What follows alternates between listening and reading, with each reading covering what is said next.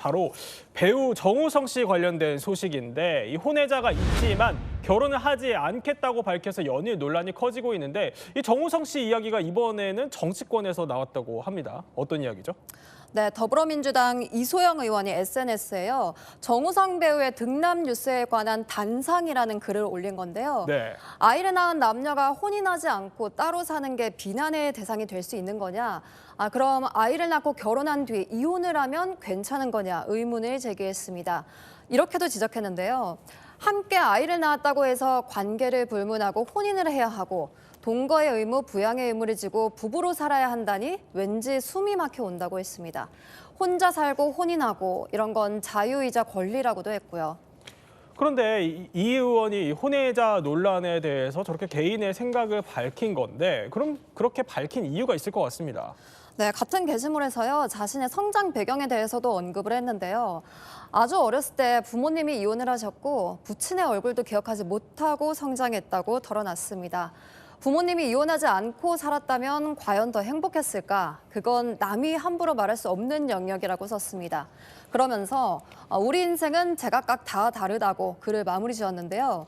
제가 이소영 의원 측에 이런 긴 글을 올리게 된 이유가 뭔지 물어보려고 접촉을 해봤는데요. 네.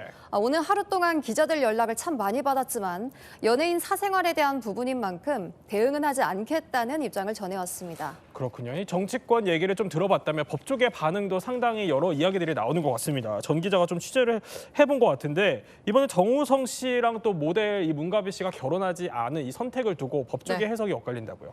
네, 일단 이 부분을 결혼하지 않은 이유를 금전적인 이유다 이렇게 분석한 변호사가 있었습니다. 그래요? 예. 그러니까 금전적으로 따져봤을 때 결혼하는 게 손해라는 건데 이 변호사 개인 유튜브 채널에 올린 내용입니다. 보고 오시죠.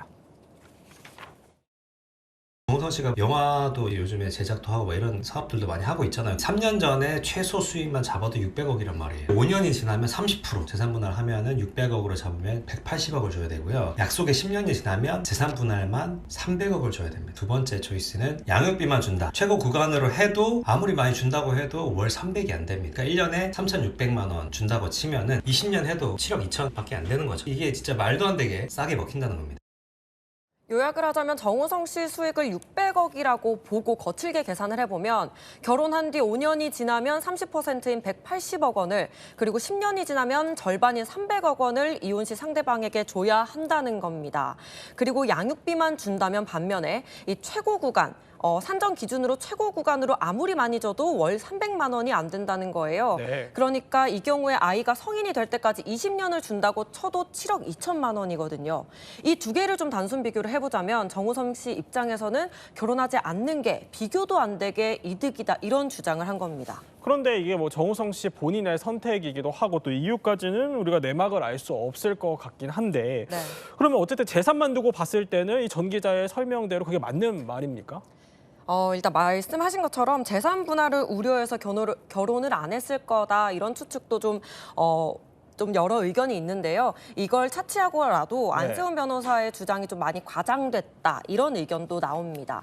왜냐하면 정우성 씨가 지금 가지고 있는 재산 혼자 번 돈이잖아요. 그래서 결혼 기간이 길어진다고 해도 전체 재산에서 30%, 50%까지 재산 분할 대상이 되는 건 거의 가능성이 적다고 보고 있습니다. 그렇군요. 예. 거기다가 양육비가 최대 300만 원이라는 게 이게 월 수입 1,200만 원 기준인데 네. 이 1,200만 원이 그 산정 기준에선 최고잖아요. 그런데 정우성 씨 수익은 이걸 훨씬 뛰어넘을 걸로 추정이 되기 때문에 소송으로 갈 경우에 최대 300만 원이 아니라 최소 300만 원이라고 표현해야 한다. 최소 300만 원 이렇게 분석하기도 했습니다. 네. 비슷하게 노종원 변호사는 소송을 하면 양육비 역대 최고 수준 판결이 날 수도 있다. 이렇게 내다보기도 했습니다.